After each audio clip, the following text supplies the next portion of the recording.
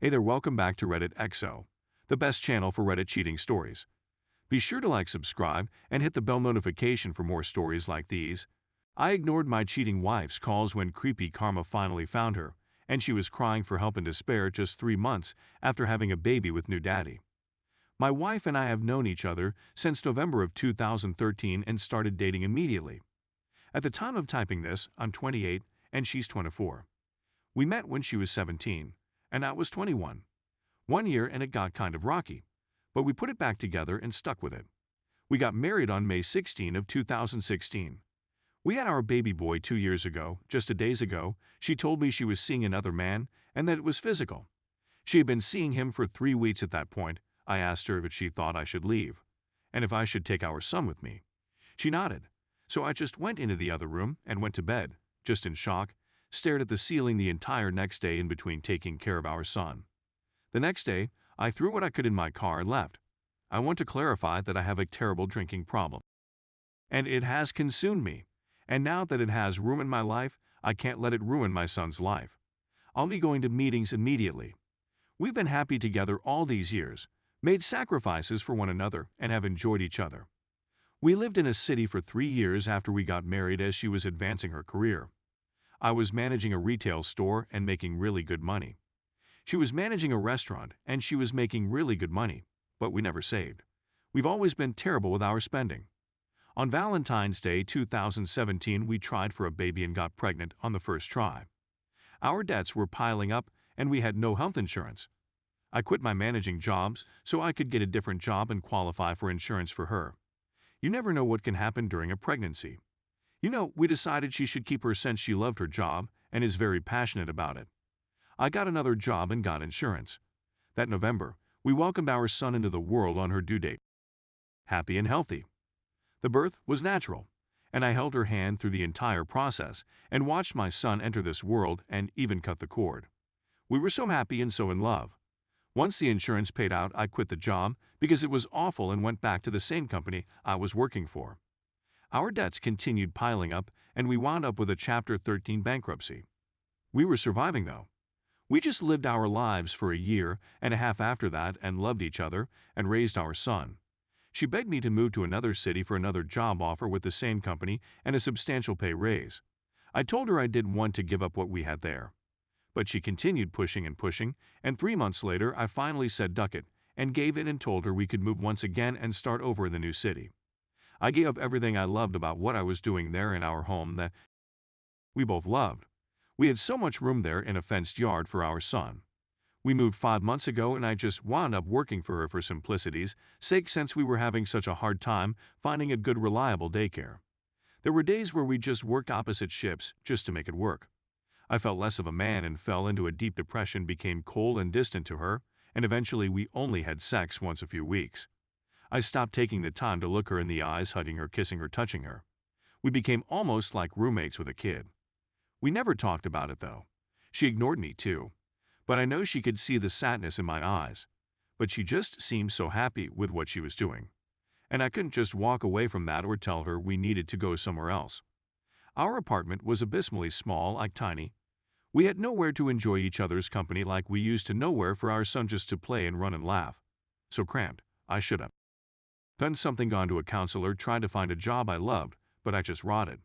They're drowning myself in the bottle every day. I did all the housework, the laundry, dishes, meals, and taking care of our son. I was a drone just grinding through the days. She said she felt dead inside when she told me my D-Day. She felt nothing and just had to go and feel again. I died a little inside that day. I completely shut her out and walked away. It took me a couple of days to wake up, but I fought for her offer forgiveness, offered to try to find religion with her as an atheist, and she's a Lutheran, told her I'd do anything to keep her in my life, to get help for my drinking as I should have years ago. I just wish she would have given me an ultimatum before having an affair. She's already walked away, though. My heart and soul are so broken right now, and I'm having a hard time holding it together. And I just want to drink. So fucking bad, but I can't. I have to do this for my son. I've got a job, a place to live, and I've got my son. I told her I could forgive her, and we could rebuild our lives together. I could give up the bottle, focus on us. I've made so many mistakes. I gave her the same ultimatum she should have given to me a month ago, 2 days ago, and she chose him. I've been asleep for so long, and I woke up this week. It's been hell. I can't stop throwing up. I've been having random panic attacks and breakdowns. I was thinking about editing all the screenshots, removing names and places, and just sharing them with you all. In those messages, I tried to win her back. She even had the gall to post on Facebook that she was in a relationship after I changed mine to separate. I'm over here reaching out to her and trying so hard, and she's already moved on. It's like she's not the same person anymore.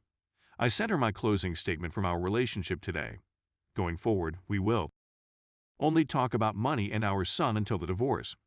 She's going to continue to pay on the bankruptcy and assist me financially as if we default on that or restructure. It would make life hard for all of us, including our son. I'm going to share my closing statement now. One more thing. I'm sorry, I fell into such a dark place once we moved to a new town. I just wasn't happy there. I was severely depressed. I didn't focus on your needs, physical or emotional. I became even more consumed in the bottle than I ever have. I hid those feelings from you because I wanted to give you the world. I gave up the happiness of having a real home and a real job in our new town. I did that for you. I should have gone to counseling. We both should have, especially after your sister's passing. I wasn't there for you through that. I lost my passion to truly live in life through you. I cannot change the things I've done or the choices I've made, but I'm truly happy you found a spark of joy in your life. And that will keep me going, along with the joy I find through being with our son every day. I've even already considered attempting to find another woman to love, but I can't do that. It won't be love. It will be empty, won't help anything, and it's wrong, and it's not fair to our son. I've hung all of our pictures here to remind me of the love we had when we truly loved each other, and I'll keep moving forward to make sure our son is loved, happy, and healthy. I'm going to find a counselor soon and just talk to someone. But I also want you to never forget there is no justifying the choices you made either. And you can hate me for that. And that's okay too. I want you to always remember that you gave up on us and your son. We did make a vow, and you broke that vow. I'm dropping it now. Have a good life. Update. Well, it's been 5 months since everything happened, and I can finally say I'm back to my old self. My drinking at this point is almost non-existent. I landed a job as an IT technician back in January and worked Monday through Friday, August 5. Perfect for daycare while being a full-time dad. So happy to finally leave my retail career behind. I did lose it for a while there in December. Having my whole world turned upside down, the anxiety and constant feeling of dread. I drowned myself in liquor. I almost stopped eating entirely and lost 40 pounds. Sleeping only for a few hours a day. I'm 5 feet 11 inches. I was 180 and dipped all the way down to 140, currently at 155, eating normally again. It really hit the fan about a month ago. My wife and the AP broke up and got back together numerous times through the months. But last month I got a random phone call from the AP as he found my number in her phone. He was going on about how she was lying to him about still talking to me. Obviously, we still talk. We have a child together. He called me to tell me that he was done with her and that she's pregnant. He asked me if it was mine. I was taken back by that. It's not. She finally tried to reconcile with me. I turned her away. For the first time in years, I feel like I can breathe and make my own decisions. It was my wake-up call to finally get the ball rolling and hire a lawyer. They got back together a few days after that. The whole situation is just obscene to me. She's only reached out to see our son twice in this entire time frame. So I shouldn't have any issues getting primary custody. Finally filing for divorce this week. I just wanted to say it does get better.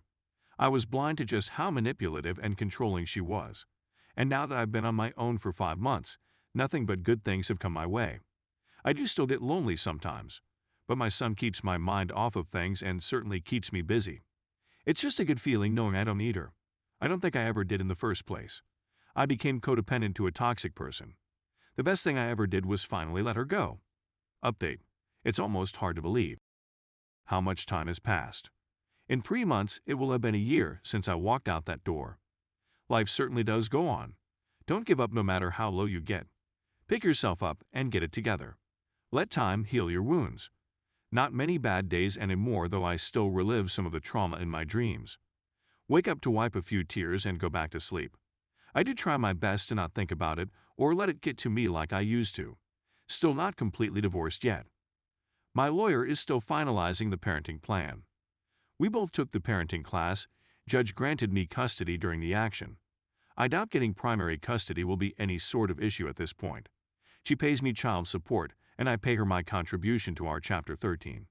She has bi-weekly weekend visitation. Even now, after all this time, it still shakes me a bit to see her with him. They're always together during the exchanges. 7 months pregnant with his kid, looking that tool in the eyes. Do it because I have to. I certainly don't owe her anything, but I owe it to our son to keep my cool and stay collected. As much as I resent her and her choices, he does deserve to see his mother. I just repeat to myself in my mind that she is not the woman I fell in love with. It's just someone that I have a contractual obligation to allow to see my child. The new job keeps getting better. I'd gotten 2 raises and a pretty hefty bonus when I got stuck out at a power district to do tech support, maintenance, and network administration. August 5 Monday through Friday, still been doing it since March. No complaints whatsoever. I'd also like to note that I had to take a step back and realize I had no stress in my life anymore. Like whatsoever. I can breathe now. I managed to quit smoking over a month ago. Just cold turkey, not looking back, I realized I didn't need it anymore. I still do enjoy a glass of whiskey at the end of the night, though. I refuse to let my vices own me anymore. I tried to date, had a few flings at this point. Nobody has said well as of yet, though. It's almost a chore sometimes meeting and talking to new people. Not to sound too off-putting, but everyone that I've met has just been so needy. I just don't enjoy being glued to my phone anymore. That's okay, though. It's nice for the first time since I was a teenager to just feel content. I don't need anyone. It's just me and my boy, and that's all I really need. Playdates with my co-workers, kids and trips to the park for picnics. Just vibing in dad mode for sure. My boss has a full-size bouncy house. The kind of ones you see at those crappy pop-up fairs. It's hilarious. No matter how bad your heart aches or how bad you want the other person back in your life, take a step back and remember what they did to you. Remember who you are or who you were before you met them. I took that and ran with it. I grew from it emotionally. You get to take the time to take care of yourself and stop worrying so much about the cheater. It's made me take a step back and truly realize just how much the world does not revolve around me. When I was with her, it certainly did, just me and her. Everyone was there for us, but we weren't there for anyone else. Now she's cut off over half our family for this guy, the family of which I still talk to. Doesn't slap the saying, though, hanging out with my father-in-law and brothers-in-law. Well, like I said, I just wanted to check in. I'll probably make another post after the divorce is final and let you all know if anything dumb happens. Right now my life is just on cruise control, and I'm doing very well. To everyone that reads this, that's going through what I did, it does get better with time. Don't chase the solution in the moment, you'll regret it later. Take this time to allow yourself to become a better person. Also, forgive my crappy grammar update. Well, a few weeks ago she had the kid, had to drive a couple of hours to the hospital. She was at to sign paperwork stating that I'm not the father. I haven't really been feeling right since she's been on maternity leave and asked to have our son stay with her for a week. I allowed it.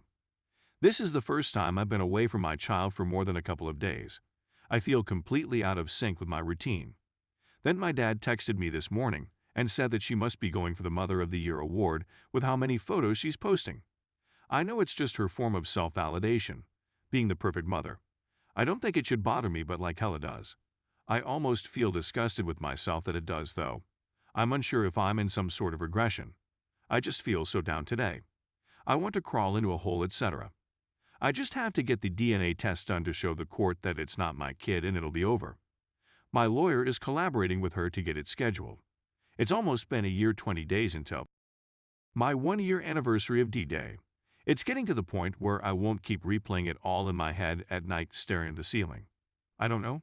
I'm doing good, but I just feel numb. I feel I could ramble about it more. I just wanted to talk about it. Thank you all. Update. Well, guys, it finally happened. She was offended by him, and he was arrested. She's tried calling me multiple times, and I just ignored the calls. Told her to either text me or email me. I have the police report in front of me. He was arrested last week for trying to slap her hard, domestic offense, 3rd degree, and child misuse. To clarify, this is pertaining to what he did to her. He was apparently offending her while she was holding their 3-month-old. This is karma at its finest. It makes me recall when I previously stated that I doubt his tolerance for her bullcrap would be anywhere near as high as mine. My boy was not with her when this happened.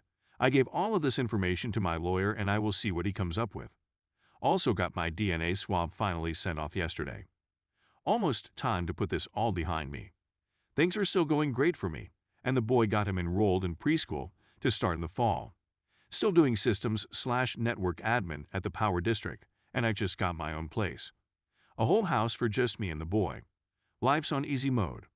We've been working hard locking down potty training, and the little guy is really getting the hang of it.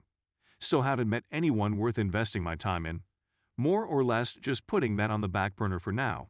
I have no desire to be with anyone and I'm enjoying my nice, quiet, easy life. I'm almost divorced. Nowhere to go but up.